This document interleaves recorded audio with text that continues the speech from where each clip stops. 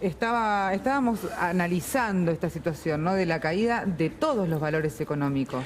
Sí, efectivamente que por supuesto, en definitiva, luego tienen impacto en la vida de la sociedad, todo lo que tiene que ver con los indicadores de pobreza, de empleo, de trabajo. Ustedes mencionaban a las pymes. Miren, las pymes, en una estadística reciente, por ejemplo, las grandes empresas tienen una caída, una desocupación, perdón, una pérdida de trabajo del 9-10%. Las pymes del 12-13% y las micropymes del 15%. O sea, es un sector claramente afectado por este fenómeno de la recesión y la caída de la demanda interna, además de las importaciones. Hay una oleada importadora, eso es muy conocido. Sin embargo, lo que más afecta a las pymes es la caída de la demanda interna.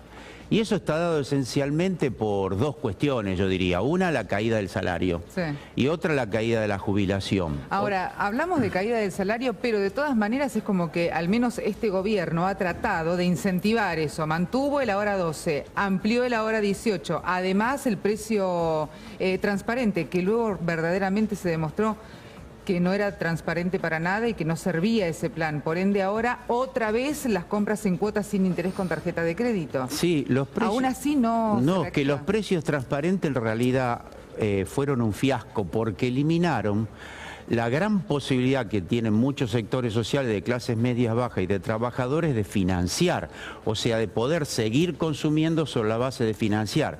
Eliminaron la posibilidad de financiar, por lo tanto hubo una caída de venta financiada del 24%. El tema del salario es el punto central de la actividad del consumo, porque tanto los que ganan 6 o 7 mil pesos como el que gana 40, 50 u 80, ¿no es cierto? Si el salario como el año pasado cayó entre el 8 y el 10%, está claro que se va a consumir menos. El aumento de los jubilados el año pasado fue del 31,6% y el aumento de la inflación fue del 41%.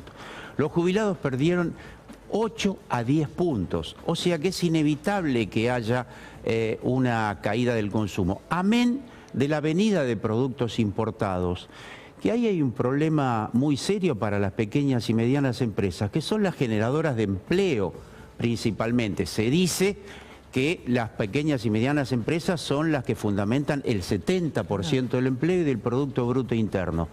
Hay algunos rubros, fundamentalmente calzado, indumentaria, juguetes, que la avenida... Esos son los que tienen ahora, que han los únicos productos del mercado que se pueden pagar en 6 cuotas sin interés, sí, son el calzado y la indumentaria. El resto, me refiero a electrodomésticos, por ejemplo, claro, una heladera, un televisor. Usted sabe perfectamente que cuando le dicen las cuotas, en vez de costar, supongo, 12.000, 13.000 pesos, estamos pagando en cuotas un total de casi 18.000 pesos. Claro, es así. Hay una suerte de engaño, efectivamente.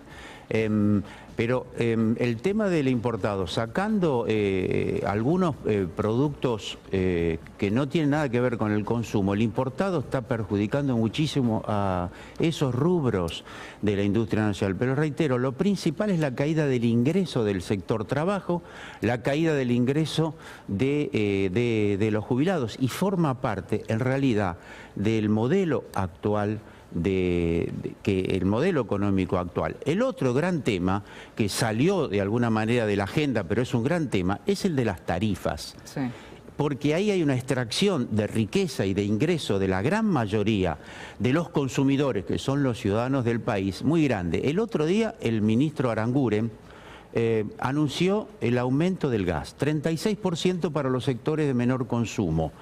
Pero además en octubre aumentó el 400%. Y va a ser el primero del segundo aumento de este año. Luego de las elecciones va a haber otro aumento. Imaginemos que sea moderado, un 15, 36 más 15, 50.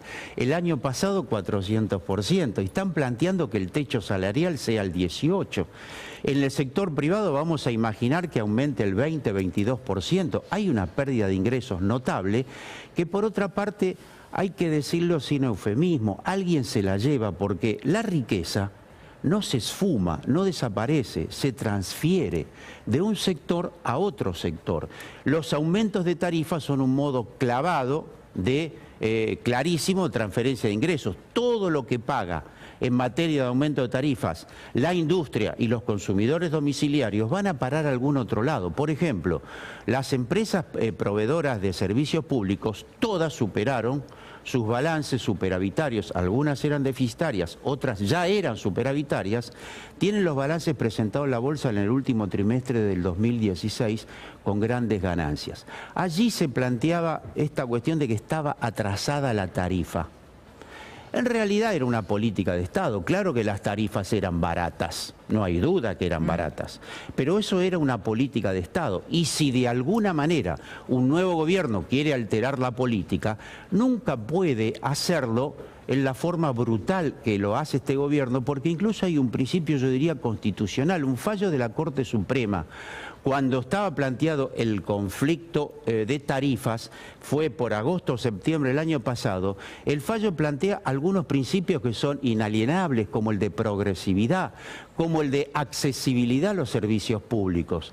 Y este gobierno lo está transgrediendo. El gobierno sostiene que los aumentos fueron progresivos.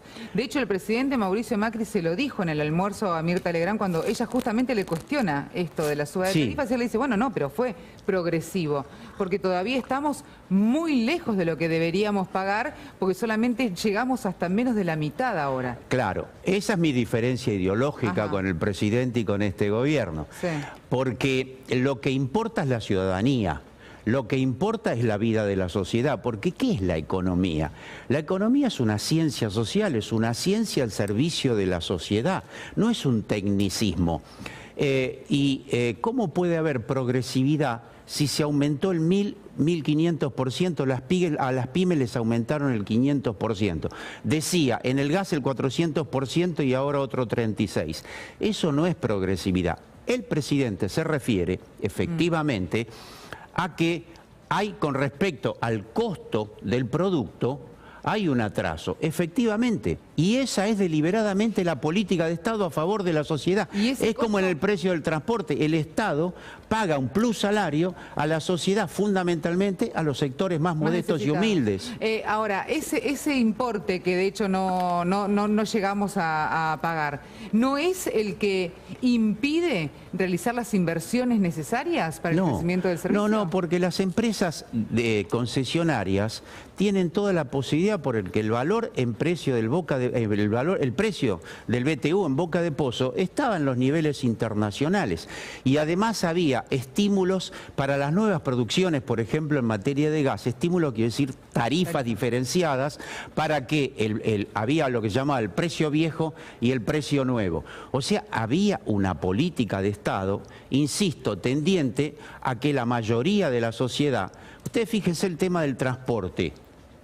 El subterráneo valía 1.10 hasta que vino este gobierno, ahora vale 7.50 y amenazaban con que valga 10 pesos. Entonces, eso hace que una parte de los usuarios del subte se baje del subterráneo, vaya a otros medios de transporte más baratos y así sucesivamente. Entonces, hay un perjuicio para la sociedad. ¿Qué está bien y qué está mal en economía? ¿De qué depende? Depende si la ciudadanía van creciendo y mejorando su nivel de vida o van empeorando su nivel de vida. Después está la macroeconomía, como por ejemplo la deuda externa, que son grandes temas de la economía. Pero que no afectan el bolsillo 100% de los argentinos. Sí, más o menos, en forma indirecta también, también lo hacen. ¿Por qué? En dos palabras. Porque si va aumentando vertiginosamente la deuda externa como ahora, nos habíamos desendeudado, nadie lo discute, durante los 10 años anteriores, posteriormente al default, la deuda no la prestan filántropos, sino prestamistas y banqueros internacionales que obviamente requieren que se les devuelva. Y si te vas endeudando y endeudando cada vez más porque no podés parar la olla todas las veces y la parás con endeudamiento, después tenés que pagar intereses mucho más caros. Para desgracia, vivimos una época en el mundo que las tasas de interés han subido, estamos entre el 7 y 8% anual. Así que endeudarse, ¿sabés qué implica después? Que se ajuste salud, que se ajuste educación que perjudica a la vida de la sociedad. Así que indirectamente el endeudamiento perjudica muchísimo los niveles de asignación social del Estado Nacional. Juan Carlos, muchísimas gracias. No, gracias a ustedes.